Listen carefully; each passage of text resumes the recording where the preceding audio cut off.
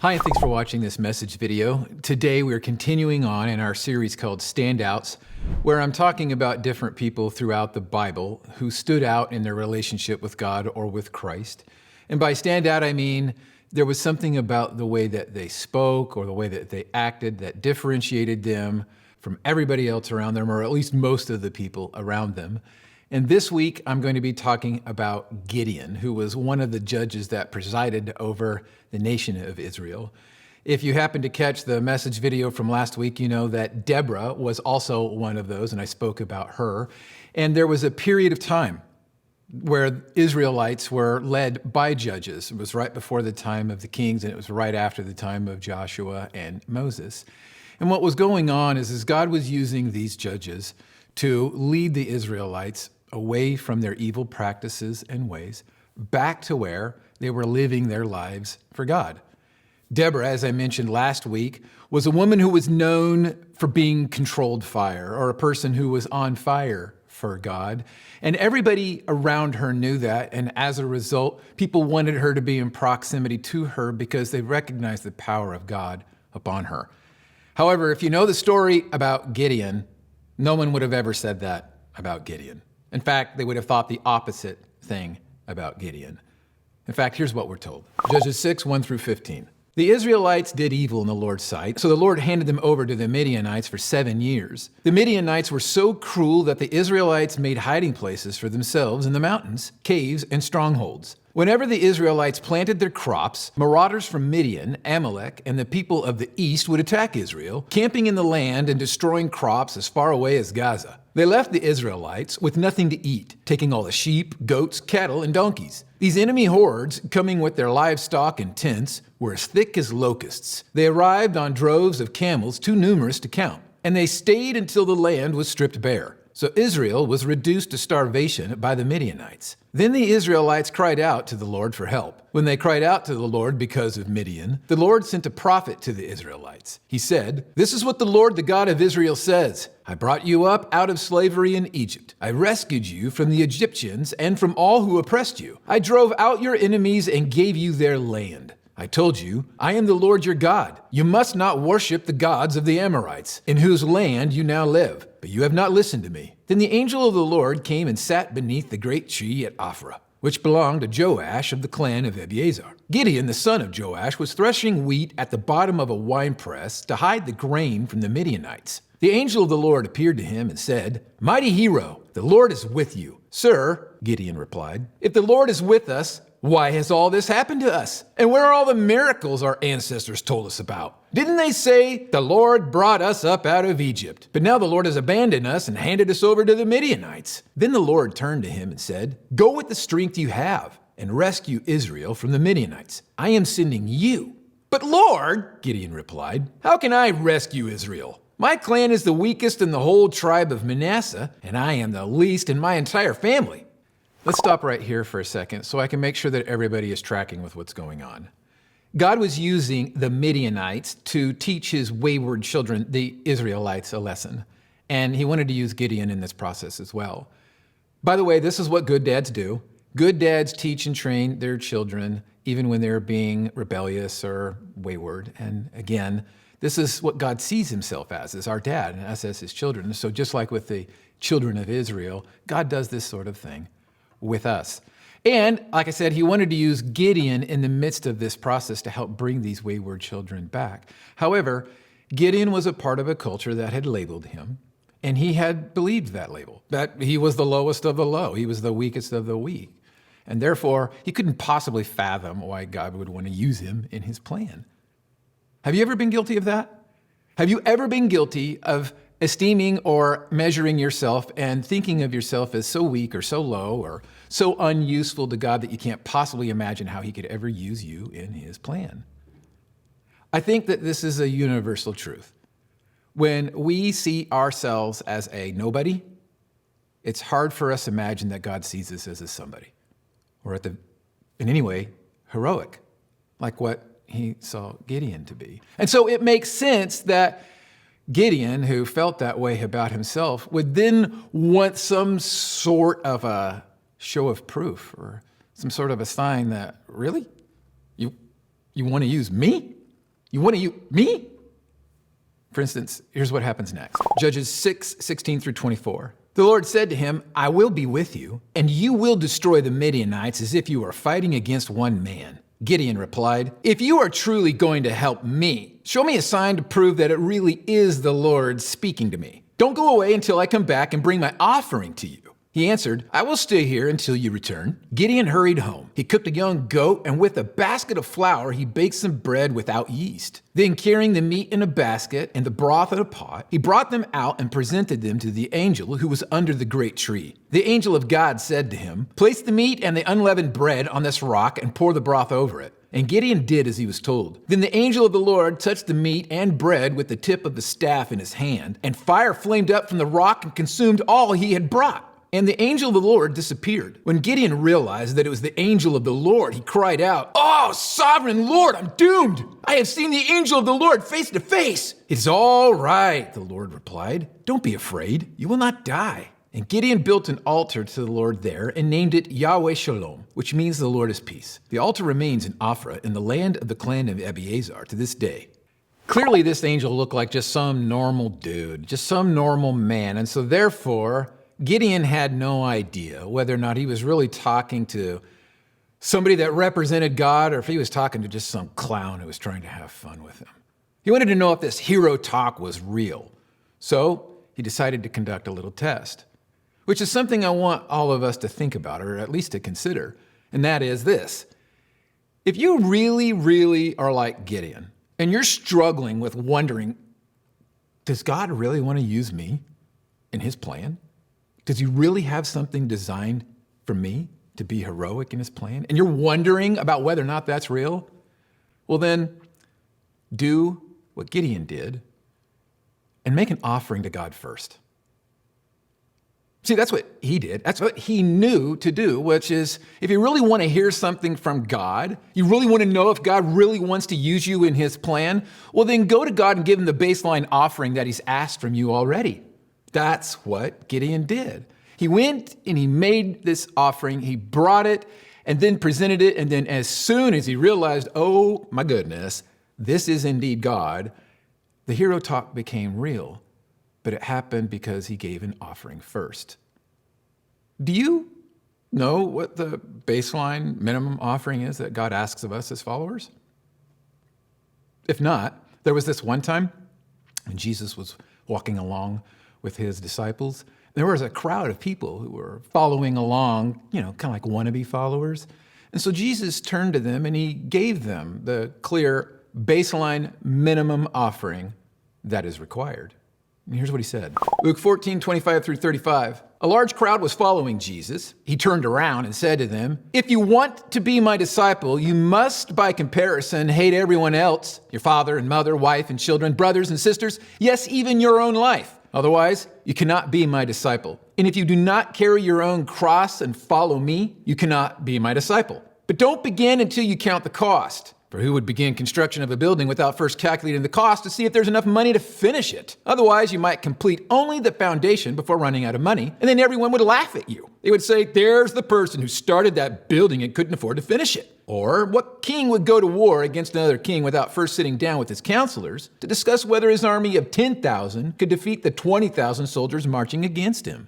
And if he can't, he will send a delegation to discuss terms of peace while the enemy is still far away. So you cannot become my disciple without giving up everything you own. Salt is good for seasoning, but if it loses its flavor, how do you make it salty again? Flavorless salt is good neither for the soil nor for the manure pile. It is thrown away. Anyone with ears to hear should listen and understand.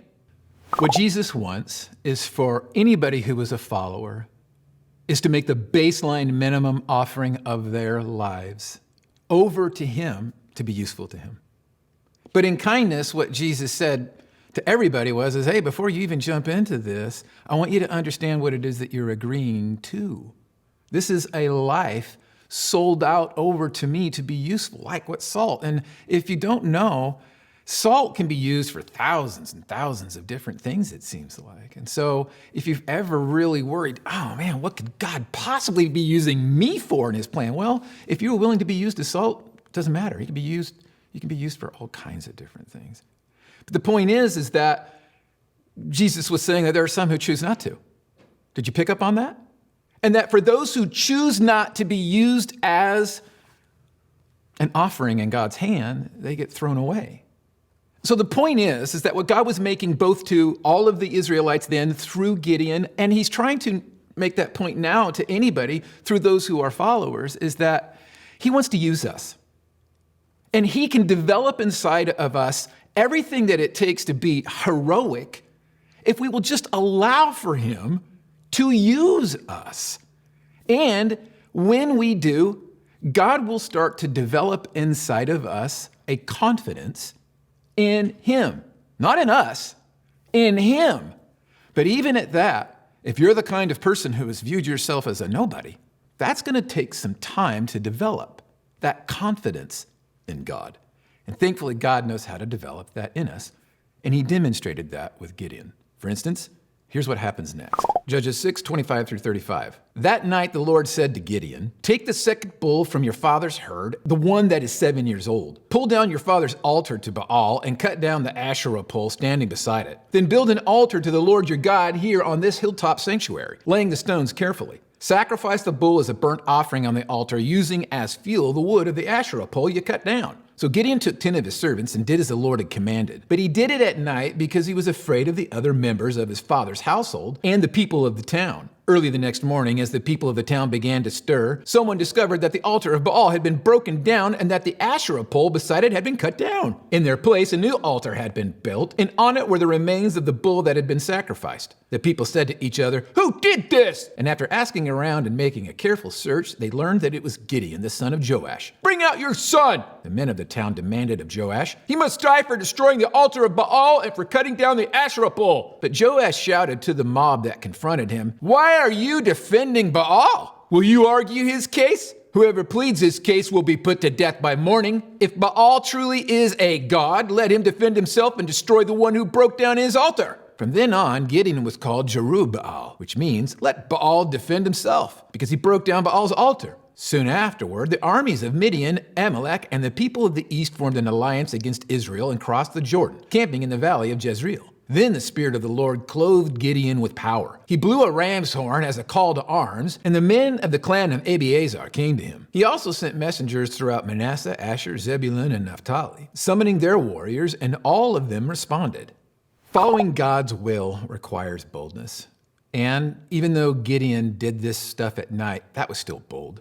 And you could see that his confidence was growing as a result of that. Even when there were these people who were around him who were starting to see this confidence, or at least the power of God on him. And so they were rising up to defend, like his dad, Joash.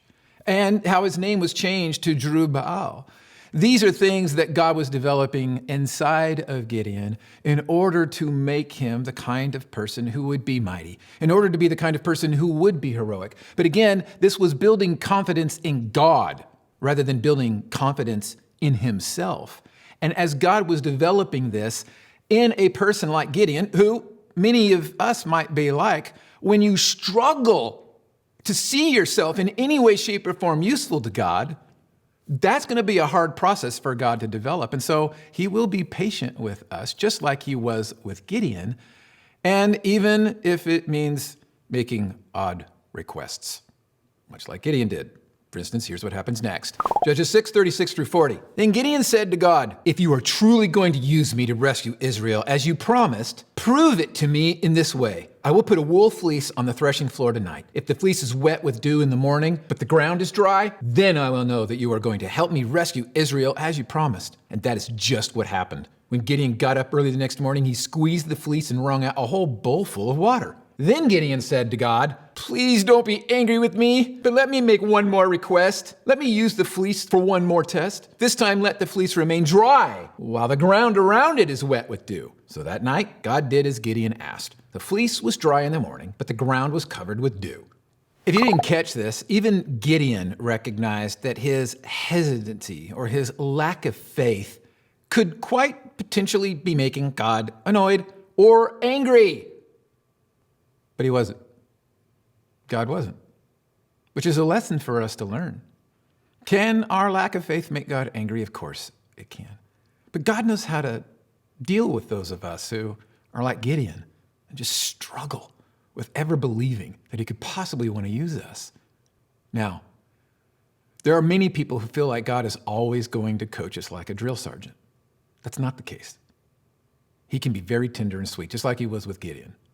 Can he be like a drill sergeant? Of course he can. Just ask the Apostle Paul. God knows how to get in our face and do a smackdown if need be. But the point is that he knows us, and he is trying to develop each of us so that we will move away ever, like an Apostle Paul, from pride in ourselves, or confidence in ourselves, to confidence in God. And when he's got somebody like a Gideon who just doesn't have any, he's got to build it up in them. And so God knows how to be patient with those who are like Gideon, who just struggle with any confidence in themselves whatsoever. So this is what God did next. Judges 7:1-8. So Jerubbaal, that is Gideon, and his army got up early and went as far as the spring of Harod. The armies of Midian were camped north of them in the valley near the hill of Moreh. The Lord said to Gideon, "You have too many warriors with you. If I let all of you fight the Midianites, the Israelites will boast to me that they saved themselves by their own strength. Therefore, tell the people, whoever is timid or afraid may leave this mountain and go home." So 22,000 of them went home, leaving only 10,000 who were willing to fight. But the Lord told Gideon, "There are still too many. Bring them down to the spring, and I will test them to determine who will go with you and who will not." When Gideon took his warriors down to the water, the Lord told him, "Divide the men into two groups. In one group, put all those who cup water in their hands and lap it up with their tongues like dogs. In the other group, put all those who kneel down and drink with their mouths in the stream." Only 300 of the men drank from their hands. All the others got down on their knees and drank with their mouths in the stream. The Lord told Gideon, "With these 300 men, I will rescue you and give you victory over the Midianites. Send all the others home." So Gideon collected the provisions and ram's horns of the other warriors and sent them home. But he kept the 300 men with him. The Midianite camp was in the valley just below Gideon. Let me ask you this question. Have you ever felt like God has asked you to go into something that is so far past your current skill set that it's laughable? Or how about this? Have you ever felt like God has asked you to go into something where the odds of success or victory are so incredibly small that it just seems utterly impossible? If that is the case, then please understand something. This is how God develops us. This is what he does to develop confidence in him. He supplies the unbelievably ridiculous plan and all of the power. You and I supply the person with the faith. And then he takes us like salt and uses us for any one of his thousands of purposes. This is how God develops confidence in him in those of us who may not have any confidence in ourselves. But that's what he wants, humility. I can't do this. Boy, but with you, man, we got a shot now. That's what God wanted to develop inside of Gideon, and that's what he wants to develop inside of us. Now, even though we have no mention here that Gideon was in full-on pucker mode every single time one of those warriors left, we do know that God was trying to develop him. And here's what happened next. Judges 7:9-15. That night the Lord said, "Get up, go down into the Midianite camp, for I have given you victory over them. But if you are afraid to attack, go down to the camp with your servant Purah. Listen to what the Midianites are saying, and you will be greatly encouraged. Then you will be eager to attack." So Gideon took Purah and went down to the edge of the enemy camp. The armies of Midian, Amalek, and the people of the east had settled in the valley like a swarm of locusts. Their camels were like grains of sand on the seashore, too many to count. Gideon crept up just as a man was telling his companion about a dream. The man said, "I had this dream, and in my dream a loaf of barley bread came tumbling down into the Midianite camp. It hit a tent, turned it over, and knocked it flat." His companion answered, "Your dream can mean only one thing. God is giving Gideon, son of Joash, the Israelite, victory over Midian and all its allies." When Gideon heard the dream and its interpretation, he bowed in worship before the Lord. Then he returned to the Israelite camp and shouted, "Get up, for the Lord has given you victory over the Midianite hordes." Now that's what God was wanting A person who was willing to charge into the battle 100% confident in God to provide the victory. This is what God developed in Gideon. But look how far he went. Look how far he changed. He went from being a guy who had believed the cultural label of I'm a nobody to now becoming a somebody for God, a mighty hero, somebody who was heroic for God. And God developed in him this attitude, just like he wants to develop this attitude of confidence in God within us. But maybe one of the coolest things about Gideon was that when he experienced this massive change in terms of his confidence in God, it did not change anything about his own particular pride. For instance, I don't know how many people that you have personally known or seen or have heard of who maybe experienced a change like Gideon, where they went from being a nobody or considered to be a nobody to all of a sudden a somebody. And in that moment of popularity and success, they fail miserably. They change radically, and no longer are they the kind of person that you really knew before. I know I've seen that happen a lot, but that wasn't the case with Gideon. In fact, when all of the Israelites were coming to him and saying, "Oh my goodness, you're so awesome. You're so amazing that we want you to be our leader. Not only that, we want your son and your grandson, your future." I mean, it had to feel like his ship had sailed in. It had come in. Like he won, at that time they didn't have a lottery, but the proverbial lottery. Everything was going his way. But instead of that changing him and him losing his confidence in God, and having that replaced with a confidence in himself, like what happens to a lot of people when they achieve success, he didn't. In fact, listen to what it is that Gideon said. Judges 8:22 and 23. Then the Israelites said to Gideon, "Be our ruler. You and your son and your grandson will be our rulers, for you have rescued us from Midian." But Gideon replied, "I will not rule over you, nor will my son. The Lord will rule over you." This is the lesson that we can learn from Gideon, the standout. God knows us. He knows exactly how to develop us. And the truth is that when God sees a person who is not filled with pride, but is instead filled with humility, he sees them as an opportunity to be able to do something great in them, to develop something amazing in them, to become a standout for him.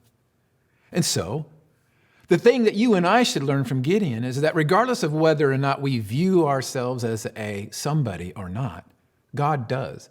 And when we give him an offering of our life, he can take us and he can use us in so many different ways, like salt, because he is the one who is empowering us. And as he develops this confidence in him, when you and I grow and change to where he is finally able to use us in places of leadership, like a prophet or like a judge or like a leader, to help those who are maybe participating in evil things, and God wants us, like a Gideon, to help lead them back into a place of righteous living. This requires for us to always look toward God and have our confidence in him and recognize that whatever it is that he is calling us into, it does not matter. He's going to supply the plan. He's going to supply the power. We just need to supply the confidence and the offering.